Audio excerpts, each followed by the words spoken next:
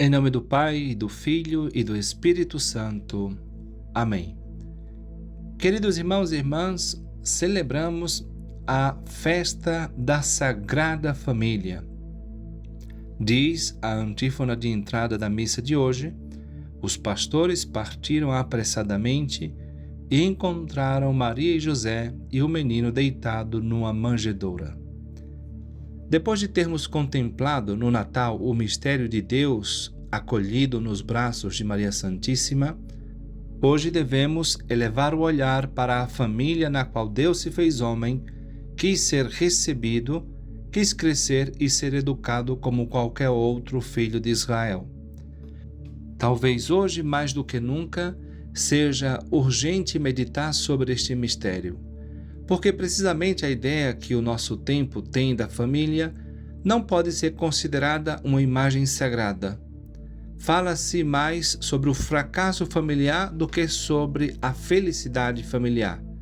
E, num certo sentido, há razões para falar assim se olharmos para os terríveis males que ameaçam as famílias do nosso tempo: o divórcio, a instabilidade do casamento não realizado na igreja, a identificação da felicidade familiar com o bem-estar material, a rejeição do dom divino dos filhos, o terrível pecado do aborto que faz da família já não o berço da vida, mas o sepulcro da morte. Mas qual é, em última análise, o cerne deste problema? Simplesmente a vã pretensão de querer formar uma família à margem do exemplo que nos foi dado pela Sagrada Família de Nazaré. Na oração que fizemos antes de iniciar as leituras, ressoaram estas palavras: Ó Deus, que nos destes os luminosos exemplos da Sagrada Família, concedei que, imitando-a em suas virtudes familiares e em seu espírito de caridade, possamos gozar um dia dos prêmios eternos nas alegrias da vossa casa. O grande erro que nós cristãos cometemos consiste na admiração à Sagrada Família sem imitá-la.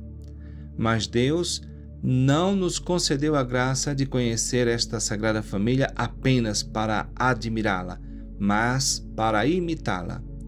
Ela é um modelo para nós e o modelo deve ser imitado. Esta Sagrada Família de Nazaré é uma medida para nós, a medida segundo a qual deve ser construída uma família que quer ser santa e que quer alcançar a verdadeira paz e alegria já aqui na terra. E é também a medida segundo a qual cada família será julgada por Deus. Deus é feliz e será feliz com uma família na medida em que a encontre semelhante à Sagrada Família de Nazaré. Mas como imitarmos a Sagrada Família? Pensemos em cada um de seus membros e consideremos suas virtudes. É assim que nossa família deveria ser. José, homem de fé, de disponibilidade generosa. Homem justo, diz a Escritura, isto é, santo.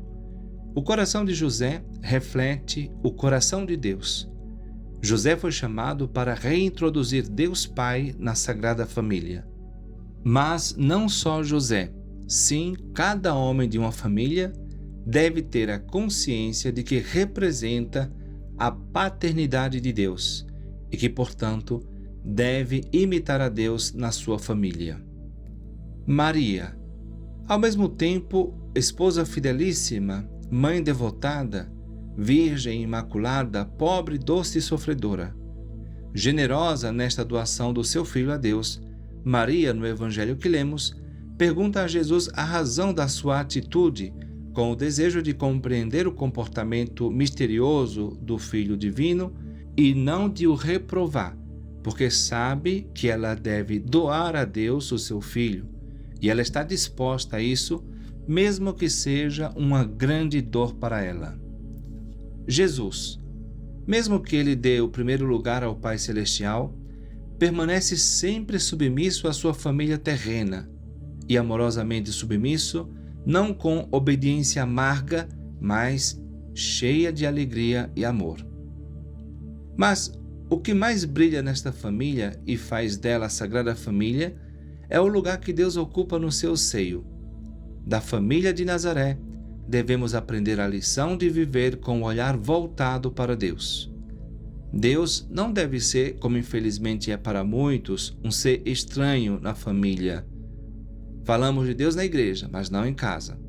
Falar de Deus é tarefa de padres e de freiras, mas não dos pais. Isto é falso.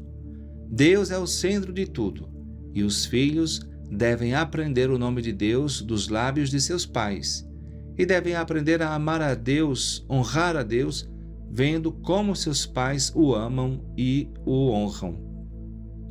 Esta é a tarefa mais sagrada e santa da família, e se não a fizermos, renunciaremos à missão que Deus nos confiou com tanta confiança.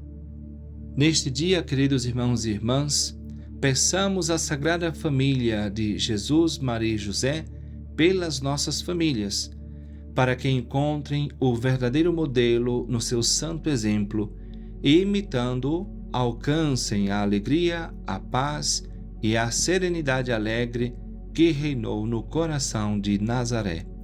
Termino com o texto do padre Geraldo Pires de Souza, do seu livro As Três Chamas do Lar, e fala das 8 bem-aventuranças do lar. Bem-aventurada a casa onde se reza, porque Deus habitará dentro dela. Bem-aventurada a casa onde se guardam as festas cristãs, porque seus moradores tomarão parte nas festas do céu. Bem-aventurada a casa de onde não se sai para frequentar diversões mundanas, porque nela reinará a alegria cristã. Bem-aventurada a casa cujos filhos são logo batizados, porque nela se criarão bem-aventurados para o céu. Bem-aventurada a casa na qual se pratica a caridade para com os pobres, porque o trabalho de seus moradores será abençoado por Deus. Bem-aventurada a casa onde os que morrem recebem os santos sacramentos, porque sua morte será tranquila e cheia de esperanças. Bem-aventurada a casa onde se ama a doutrina cristã, porque nela jamais faltarão as consolações da religião. Bem-aventurada a casa na qual pais e filhos mutuamente se edificam pelos exemplos de virtude, porque a felicidade e o contentamento morarão aí também. Assim seja. Amém.